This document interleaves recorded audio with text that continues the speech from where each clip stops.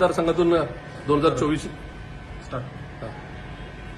हडपसर विधानसभा मतदारसंघातून नोव्हेंबर 2024 निवडणूक मी लढवली होती। या निवडणुकीमध्ये मतदार यादी असेल किंवा एकूणच निवडणूक ईव्हीएम मशीनच्या संदर्भातले व्हीव्हीपॅटच्या संदर्भातले माझे काही आक्षेप होते ते आम्ही राज्य निवडणूक आयोगाकडे त्याचबरोबर केंद्रीय निवडणूक आयोगाकडे त्या संदर्भात दाद मागितली होती। गेल्या वर्षी त्याच्यातल्या संशयास्पद असणाऱ्या 27 मशीनचे पैसे साधारण 12,74,000 रुपये आम्ही भरले होते।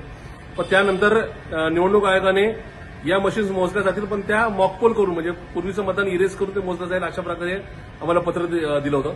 त्या संदर्भात आम्ही आक्षेप नोंदवला। काही लोक सुप्रीम कोर्टामध्ये गेले आणि त्याच्यानंतर आता आम्ही जे म्हणणं मांडलं होतं त्याच्या संदर्भातला एक निकाल लागलेला आहे। त्यानुसार येणाऱ्या 25 जुलैपासून म्हणजे येणाऱ्या शुक्रवारपासून आमच्या हडपसर विधानसभा मतदारसंघातल्या 27 मशीनची मोजणी होणार आहे। याच्यामध्ये जे मतदान आमचं ईव्हीएममध्ये नोंदवले ते असेल, व्हीव्हीपॅट असेल, हे आमच्यासमोर मोजलं जाणार आहे। 25 तारीख ते 2 जून असा 8 दिवस आमची म्हणजे मतमोजणी चालणार आहे। ज्याच्यामध्ये पहिल्या दिवशी 2 नंतर 4 मशीन मोजल्या जातील।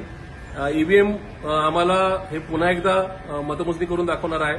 त्याचबरोबर व्हीव्हीपॅटमधलं आमचं नोंदवलेलं मशीन्स म्हणजे मतदान आहे ते सुद्धा आम्हाला चिठ्ठ्या मोजून दाखवल्या जाणार आहेत। त्याचबरोबर त्या मशीन परत आम्हाला जर वाटलं तर त्या झिरो करून पुन्हा त्याच्यामध्ये मॉकपोल सुद्धा 1400 मताचा प्रत्येक मशीनमध्ये 1400 मताचा मॉकपोल आम्ही मतदान नोंदवायचं आणि पुन्हा त्याची मतमोजणी करायची हे सुद्धा केलं जाणार आहे। त्याच्यामुळे आमच्या या मतदारसंघापासून याची सुरुवात होतीये।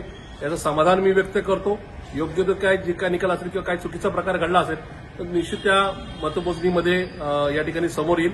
त्याच्यामुळे भारतीय संविधान असेल, माननीय सुप्रीम कोर्ट असेल आणि केंद्रीय निवडणूक आयोग यांचे मी मनापासून आभार मानत असताना याच्यामध्ये अनुकूल ते निकाल येईल असं या ठिकाणी विश्वास व्यक्त करतो।